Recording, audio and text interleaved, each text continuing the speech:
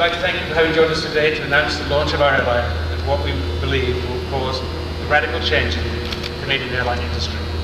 Thank you for your time, and I'll be happy to entertain your questions. Mr. Beddoe, some would say you're crazy getting into this industry with all the problems major airlines are having. Why bother getting involved in something that seems like a money-losing proposition? Well, there are people here that would disagree with you. There have been some very successful low-cost airlines in the United States, and we've modeled ourselves after them. I believe it can be done. It's a great challenge, a great opportunity, and we're convinced it will succeed. What type of numbers will you have to make this viable? I know you don't want to give away how many seats to the number, but percentage-wise, occupancy, give us some kind of hint. Substantially less than the incumbent carriers. Your target marketplace,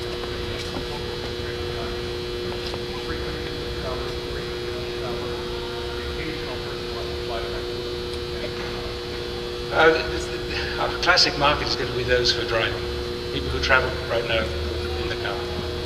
Our principal competitor is Ford or Toyota.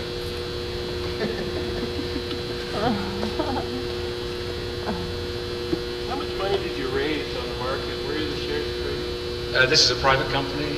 We raised it through a private placement, and that information is not publicly available at the moment. Are you planning on going public? I suspect so. You mentioned fun. Southwest Airlines, I think, is sort of known as being a fun airline to go on. What's some irreverence? What sort of things are you planning? For example, uniforms. Are they going to be the polyester that you see on there? They'll be very casual uniforms. Try us and find out. It's only $29. For $29 you can fly. What would be your airplanes and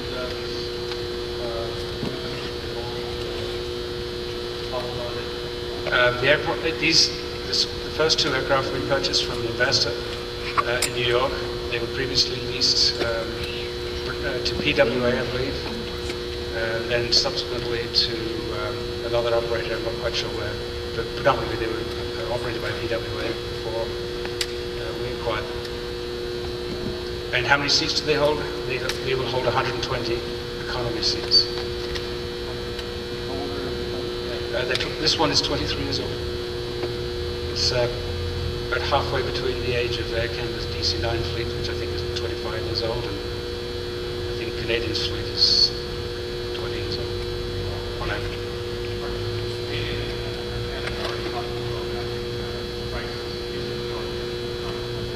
Sure, it'll still get a lot of traffic. A lot of traffic.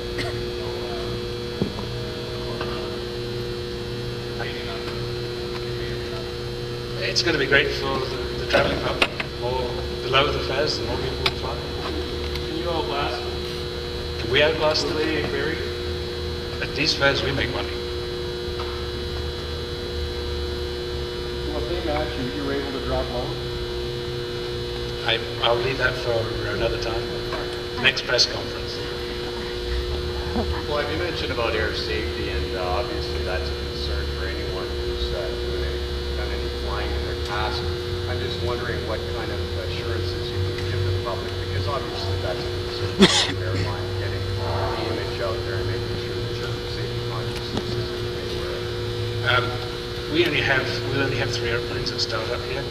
We cannot afford for one of them to go down. We'd lose in terms of when as they go down, it would be inoperable for many reasons. We'd lose a third of our revenue base if that happened. So we have to be even more attentive to maintenance issues than the traditional airlines. So apart from which, the whole maintenance issue is something that's very heavily regulated in Canada.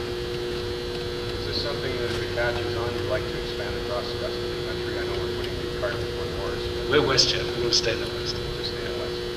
How much American money is invested in? The total investment from foreigners amounts to only 5% of the total capital raised.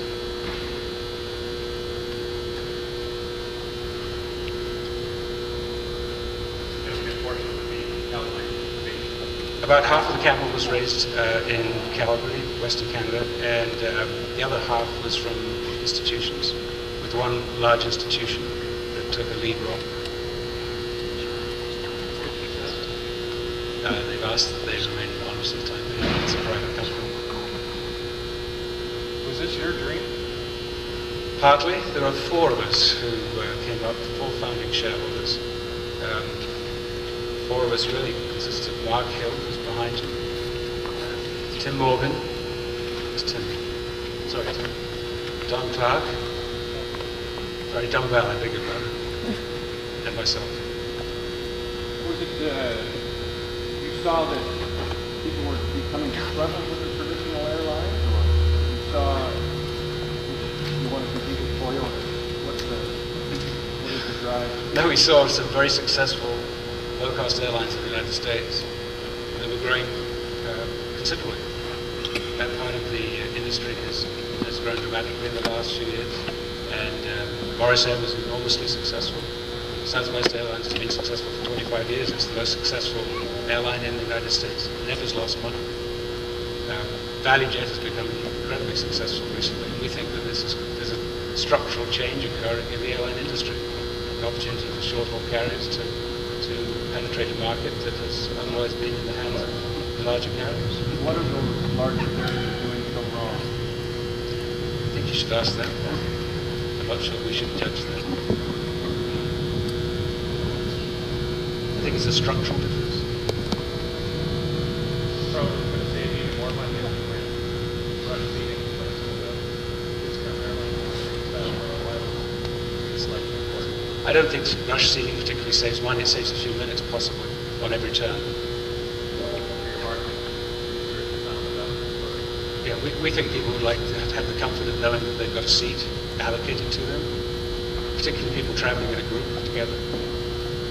If the other airlines do match, how are you going to maintain your advantage over them? How much is going to be your selling point? What's going to be different than just another airline? What happens in the US, if the US is an example, is that when fares drop dramatically, as we are going to drop them, the numbers of people traveling increases substantially. Different. What happens then is that all of the aircraft flying on those routes then fly full, or largely full. The only difference is whether or not someone's making money at those fares.